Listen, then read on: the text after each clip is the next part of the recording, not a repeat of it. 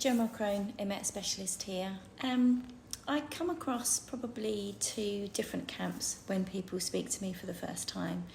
There's probably half of the people that believe they know where their Emet has come from. They're convinced that they can link it back to a particular event because that event appears really triggering and it's one that they kind of return to time and time again. And then there's the other side that say, look, I haven't got a clue. I really don't know. I don't think there was anything of significance. I've asked family and no one around me can remember a sort of particular moment.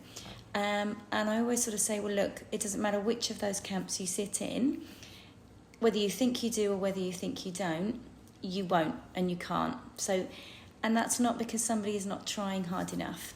It is all to do with the origins of Emet and where the problem kind of exists, right? It's not a conscious logical phobia. If it were, then we'd be able to sort of talk ourselves out of a trigger moment, right? We'd be able to say the counter things to what we're feeling, and that would be enough to stop us worrying.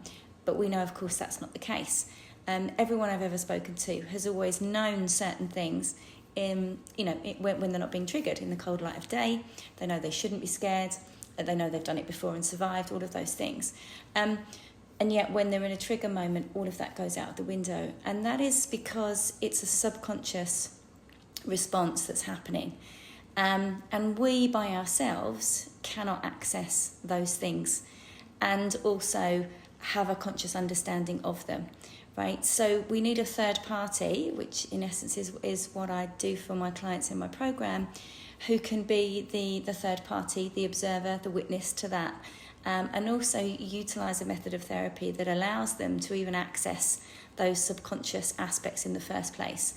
So even when clients have come to me and said, look, I know when it was, I know when this started, what the event was, and then if that sort of appears within their Emet puzzle, as I refer to it, even then it's not what they truly thought it was. So even if that moment is in there, the actual significance within that moment won't be what they always believed consciously that it was. And so we're able to explore that.